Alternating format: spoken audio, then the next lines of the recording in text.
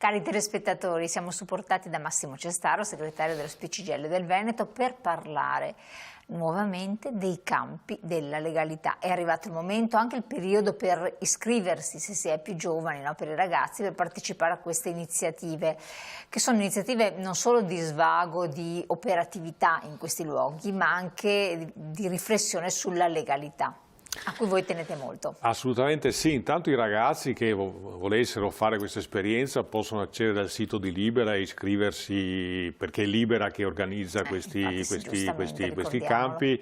Noi, diciamo, i nostri attivisti, pensionate e pensionati, sono quelli che fanno il supporto logistico ai campi, insomma organizzano pranzi, cene e diciamo questi momenti che sono momenti conviviali dei campi sono i momenti nei quali si stabiliscono dei rapporti molto belli tra, diciamo, i nostri anziani e i ragazzi e i giovani, insomma.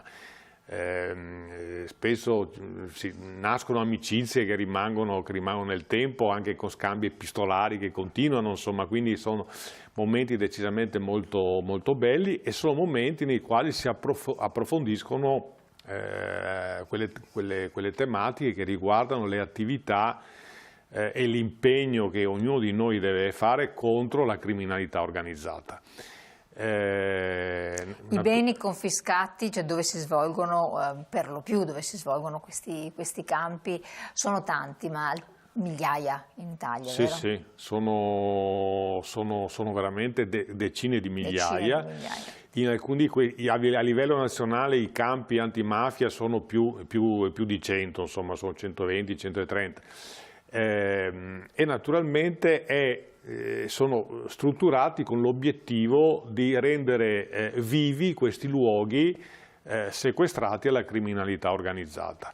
Ed è la cosa che noi possiamo fare oltre alle manifestazioni che ogni 21 marzo Libera e il sindacato di pensionati e le organizzazioni sindacali mettono in campo. L'ultima abbiamo fatto a Torino, veramente straordinaria, con una partecipazione di giovani veramente impressionante, e sono i momenti in cui, diciamo, la parte sana del paese mette in evidenza che la lotta alla criminalità organizzata bisogna continuare a perseguirla, e i nostri campi sono un momento nel quale si approfondiscono anche i temi legati appunto alla lotta alla criminalità.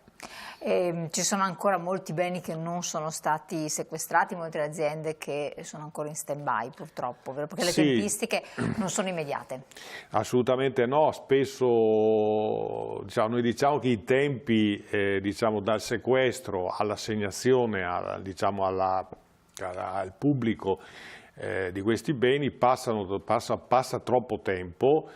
Spesso i beni immobili sono vandalizzati dalla criminalità organizzata e quindi il recupero diventa complicato. E costoso. Segretario, grazie mille, informatevi con lo Spiccigello oppure attraverso Libera di questi campi, di queste opportunità che ci sono e verranno aperte nel periodo estivo in modo particolare. Grazie e buon proseguimento.